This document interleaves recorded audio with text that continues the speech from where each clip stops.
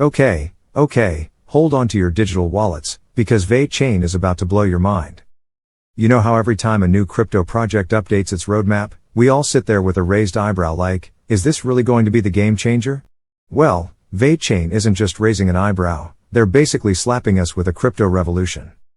We're talking about an upgrade so big that it's giving Renaissance a whole new meaning. But let me ask you something, have you ever felt like you were missing out on rewards while watching the VeChain ecosystem thrive without getting the full cut? Yeah, I've been there too. Well, guess what? This upgrade is about to put those concerns to bed and give power back to the people. And I'm not talking about just a little tweak here and there. This is next level stuff, people. Stick around, because by the end of this video, you'll be shouting VeChain Renaissance for president. What's up, crypto fam? Welcome back to the Crypto World channel, the place where we drop the latest updates, dissect tokenomics like it's our job, because it is, and laugh a little too much at how crazy this crypto world can get.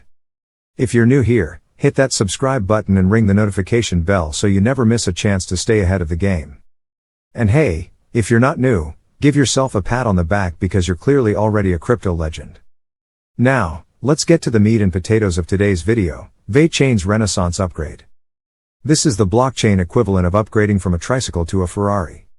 We're talking about a complete overhaul of their tokenomics, the introduction of PoA 3.0, and making sure the right people get the rewards they deserve. Trust me, this is not one of those May updates that you can skip over. This is the kind of upgrade that's going to have you rethinking everything you thought you knew about blockchain rewards. So, let's get into it. Before we dive deep, let me hit you with a little teaser. If you've ever felt like you're doing all the hard work in the VeChain ecosystem and not getting your fair share of the pie, well, guess what? You might finally be getting your slice. And, no, I'm not talking about a digital pizza, but wouldn't that be cool? We're talking about real rewards for real contributions. So, if you're ready to see how VeChain's Renaissance is going to shake up the crypto world, make sure you stick around until the end. It's going to be epic. Alright, before I get too carried away, it happens, trust me, do me a solid and smash that like button if you're vibing with this content so far. It helps the channel grow and helps me keep delivering the goods. And hey, don't forget to subscribe if you haven't already, I'll wait.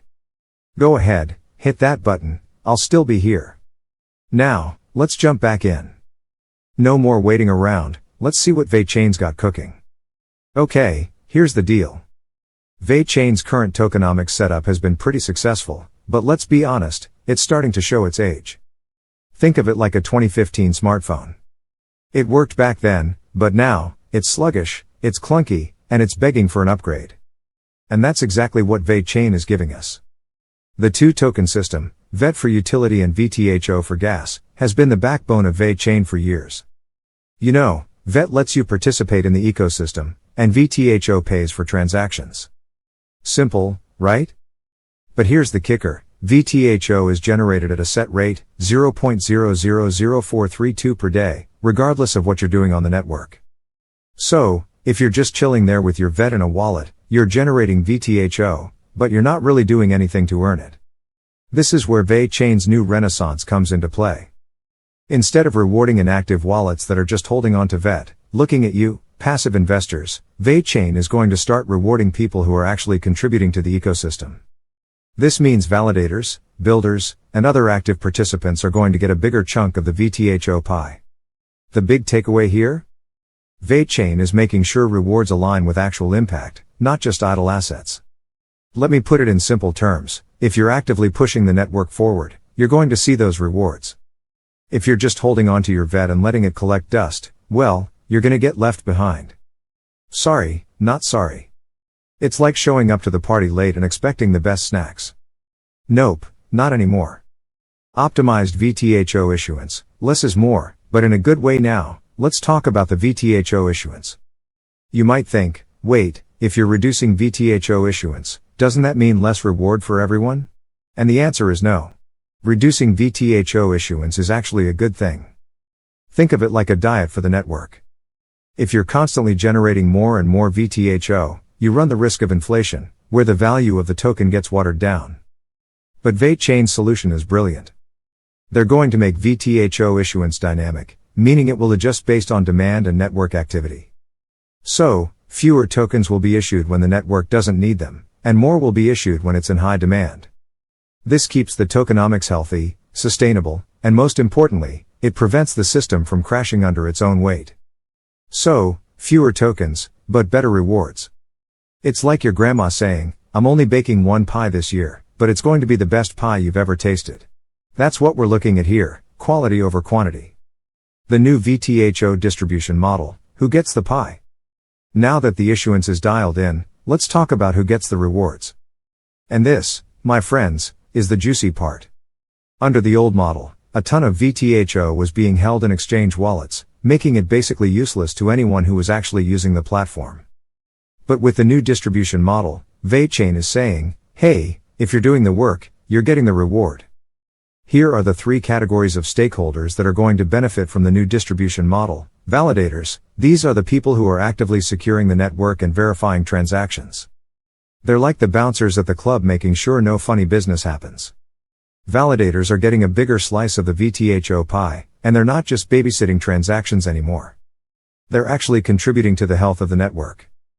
Builders, these are the developers who are building on the VeChain platform, creating new applications, and expanding the ecosystem. If you're building, you're getting rewarded. And trust me, VeChain is making it a lot more worthwhile to be part of the builder community. It's like they're handing out rewards for creativity and innovation. I mean, who doesn't want to be the next blockchain genius? X nodes and economic nodes, these are the unsung heroes of the network. They're the ones keeping things running behind the scenes, ensuring that the platform is decentralized and efficient. And now, these nodes are getting a well-deserved boost in rewards. They'll be contributing to the network's infrastructure, and VeChain is making sure they get their fair share of VeChain. So, instead of a few whales getting all the rewards while the rest of us watch, VeChain's renaissance is making sure that everyone who contributes gets a piece of the pie. It's about time, right? PoA 3.0, the new consensus that actually makes sense now. Let's talk about the new consensus model. Proof of Authority 3.0, PoA 3.0. If you've been following VeChain for a while, you know that PoA has been the platform's bread and butter. But PoA 3.0? That's like adding a turbo engine to your car. It's going to bring even more decentralization, security, and staking opportunities. With validator delegation, you can now delegate your tokens to validators to help secure the network without having to do all the heavy lifting yourself. It's like being able to tip your Uber driver without having to drive the car yourself, just sit back and enjoy the ride. And with upgraded validator mechanics and new economic node tiers, VeChain is opening up more opportunities for people to get involved in the network. It's like they're opening the gates to a whole new level of involvement, where you don't just watch the action, you get to play in the big leagues. Dynamic fee mechanism, fees that actually make sense. Let's talk about transaction fees. We've all had that moment where we've tried to send a transaction and felt like we were paying more in fees than the actual transaction amount. It's frustrating, to say the least. But with VeChain's dynamic fee mechanism, that's about to change. This mechanism is designed to adjust transaction fees based on the demand for network resources. So, if the network is busy and transaction volume is high, the fees will adjust accordingly. And if the network is running smoothly, the fees will be lower. It's like having a smart toll booth on the highway that charges based on traffic conditions. If there's a traffic jam, you pay more. If it's clear, you pay less. It's that simple, and it's about time we had something like this. Alright, folks, that's the breakdown of VeChain's Renaissance upgrade. If you've enjoyed this ride through Tokenomics, PoA 3.0, and dynamic fees, hit that like button and make sure to subscribe. I've got more crypto insights coming your way, and trust me, you won't want to miss what's next. Thank you for sticking with me through all that. I hope you enjoyed this deep dive into VeChain's Renaissance. If you've got any questions or thoughts, drop them in the comments below. And if you're thirsty for more crypto knowledge, check out our other videos on the channel. We've got tons of content.